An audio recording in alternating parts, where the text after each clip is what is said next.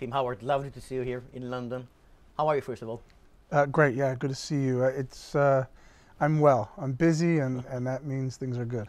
Fantastic. Look, we are Sport One Israel. We are very excited and delighted to be showing the World Cup next summer 2026 in USA, Canada, and Mexico. Yeah. I've got a little calendar with my wife and kids at home. We're taking down all the months down until it's happening. We can't wait.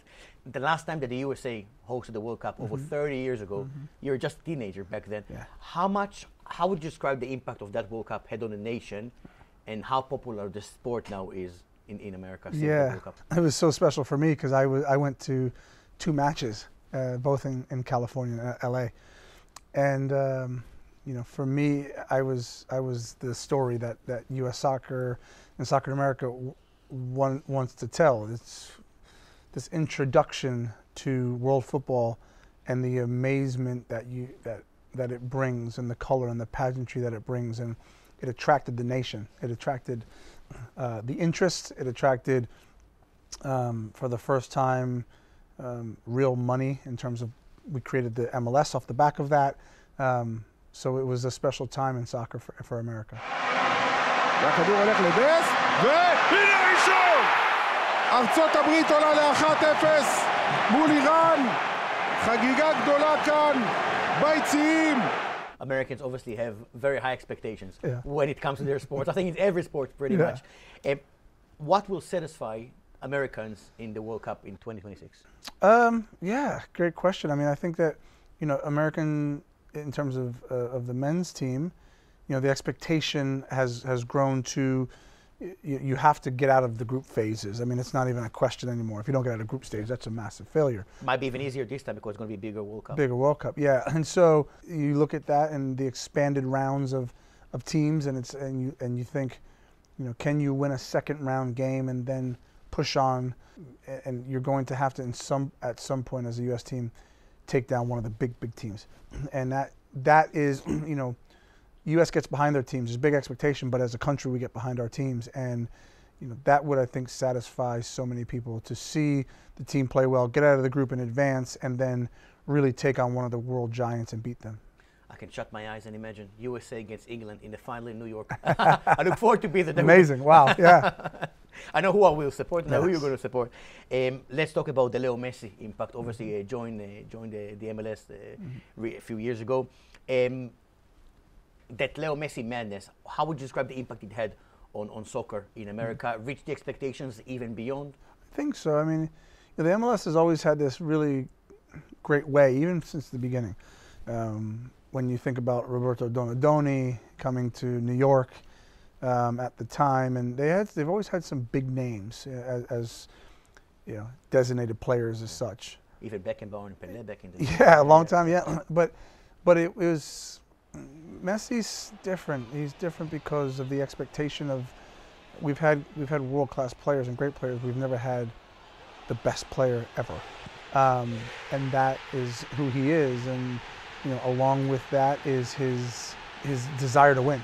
You know, I think that we've seen that with how well Miami played last year, and the expectations that drive it forward. But again, it brings, what he does is he brings soccer fans to the television and to the stadiums, but he brings people who've never watched a soccer game before. They want to come watch. Do you think the game now is more popular in America because Messi is there? Obviously, you compete with NFL, NBA, NHL, baseball. No, I don't think it's more popular. I think he helps bring popularity, but the sport in America, soccer in America, is thriving, and it's as good as it's ever been. Wow. Both commercially and with the product on the field. Yeah.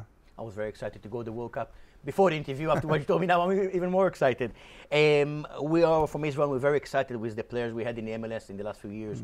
Baribo with Philadelphia, Abada, who moved from Celtic to Charlotte, Gadi Kinda played for Kansas City. From all of those names that you, because obviously you covered the MLS as well, which one is the most known, most respected, you think had the biggest impact? Well, Baribo in Philadelphia, look, I think anyone who's scoring goals and who does that regularly is an asset to their team and to the league, and again, commercially. Like, I'm a goalkeeper, and I wish it was all about goalkeepers. It's not. It's about strikers, and to see what he's doing, particularly in a new system that obviously they had a lot of change in Philadelphia.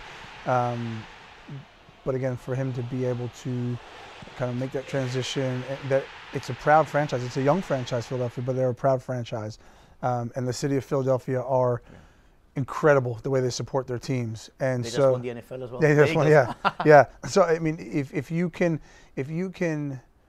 be a star in Philadelphia, it's not like a lot of other places in the country. So he's off to a good start. Fantastic. Look, we'll have a bit of a knockout stage competition, and we designed, wasn't easy.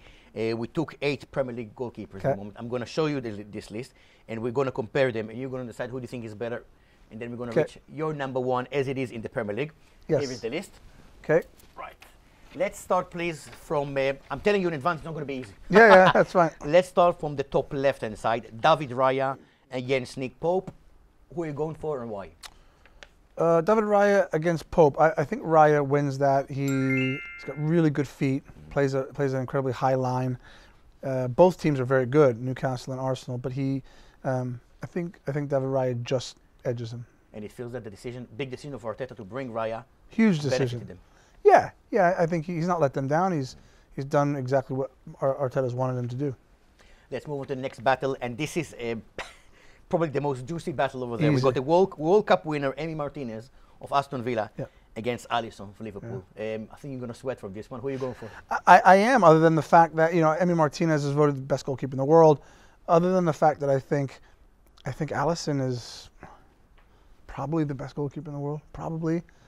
Just for his ability to I think he's the best goalkeeper one-on-one in the world. And he rarely ever makes a mistake, rarely lets Liverpool down. I mean, he's so incredibly consistent making big saves. That's hard to do. So, ironically, I think Alisson edges it. So, Alisson against David Raya, who's going to the final?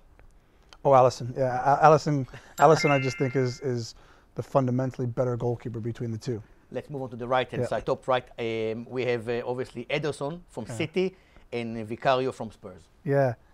Another really difficult one, because I think Vicario, when you look at like all of these goalkeepers, he's probably one of the best shot stoppers. His natural instinct to get himself in front of the ball, to read the ball, he's probably one of the best shot stoppers I've seen. Very athletic, very long and rangy. But Ederson, he's a winner. Yeah. He's a winner. The amount of assists he provides for the assists, 3 this season. I think he's got 6 overall in his career.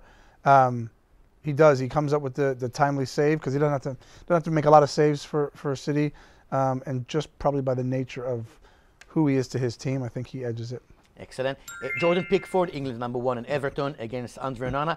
Please feel free in this part to also share your views about Onana at United. Is he good enough? And him against Pickford, who are you going for? Yeah, I think Onana, for me, there's a lot of fundamental flaws with his handling. And when I talk about handling, that's either catching the ball, putting the ball in good areas, giving away rebounds. And at this point, the age that he's at, it's going to be very difficult to change that. He's not a young kid. So I think there's some flaws there. Jordan Pickford, he's single-handedly kept Everton in the Premier League over the last couple of seasons. One of the most consistent players for England. Absolutely. Tournaments. I mean, I've often said, I don't think he's put a foot wrong for England, and I've been around a lot of English number ones. It's hard to do. So for me, Jordan Pickford edges that one. Ederson against Pickford in the semi. Who goes through? This is a difficult one, because I think goalkeeping, they're on par. I think they're very much on par. The problem is Ederson wins. He's got a lot of trophies in his locker. So, look, Ederson and Alisson in the final seems about right, because I think that they're probably the 2 best Premier League goalkeepers. Old Brazilian clash, and who wins it? Yeah. Alisson or Ederson? This is the question that the Brazilian manager Correct. of the national team is not. Correct. It's you know what, and I think he often gets it right. Alisson for me is the best goalkeeper in the Premier League. Again, because of his ability to consistently make match-winning saves and make them look routine and look easy. And for that, he's obviously in the conversation of the best goalkeepers in the world. You must be relieved. You make the decision in the studio. Imagine what goes through the Brazil national team manager yesterday before a big game. Okay, let's talk about the former clubs. Starting with Man United, how does a very young American goalkeeper that never played abroad reacts when he goes, Sir Alex Ferguson on the phone says, we want you at Old Trafford? I react very happily.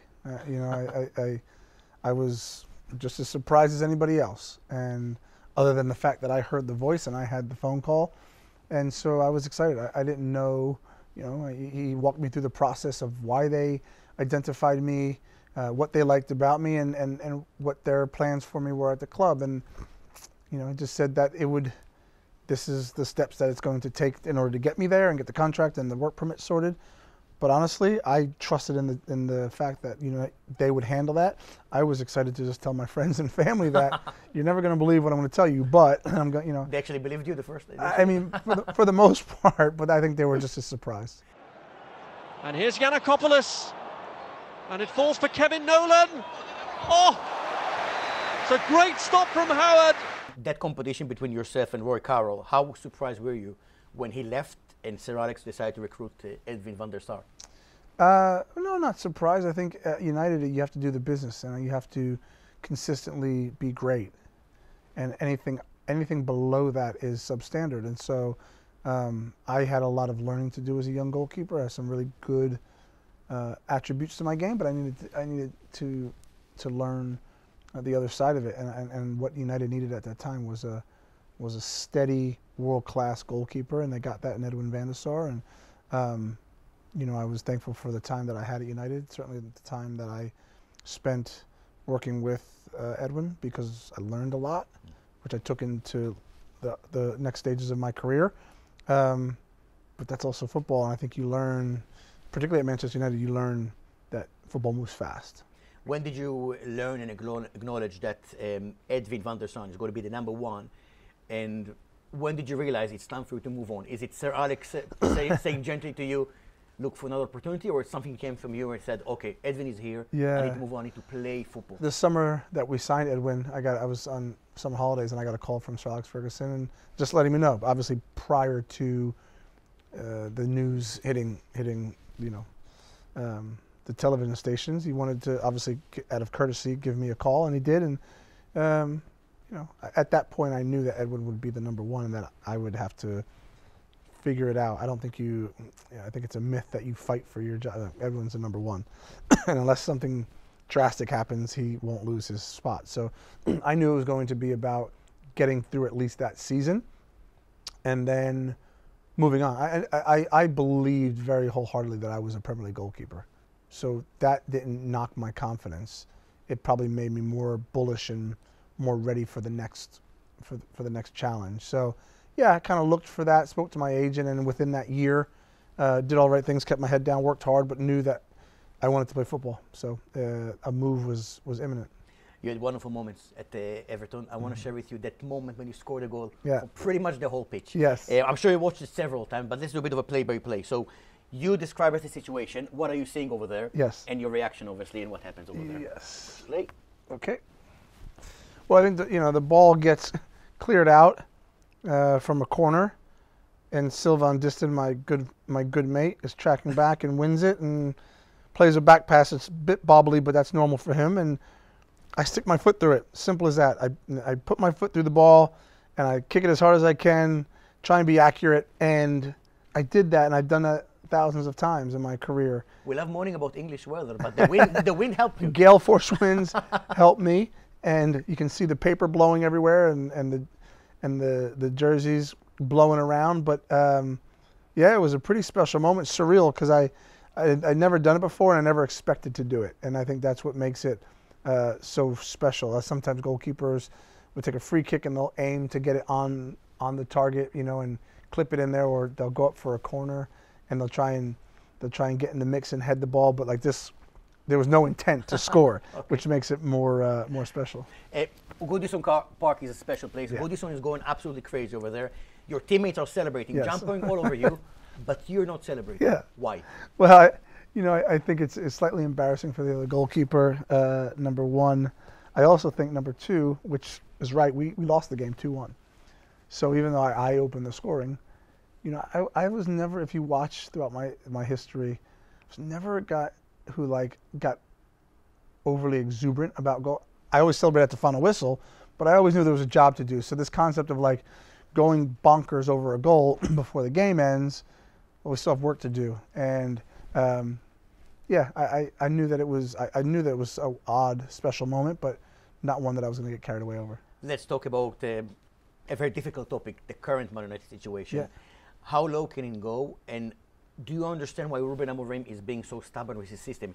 It worked very well at Sporting Lisbon, but with United, different players, and it's not working well at the moment. How low can it go? Well, I'm always cautious of rock bottom because I think rock bottom has a trap door. Ruben Amorim, I think, has been clever. That's my stance anyway. He understands, he was successful at Sporting because, as you mentioned, he had his players.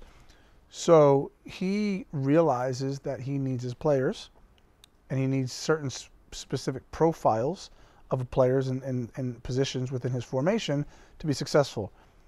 He'll have to get some players out of the door, bring in 6, 7, 8 players, and if you realize and you understand profit and sustainability rules, that can't be really done in one window. So they're going to have to really have an overhaul in the summer as best they can, get some people in positions, and then look to the next January window to add to that. But I think this is a longer process. I do think Manchester United have their person. I think they've got the right person.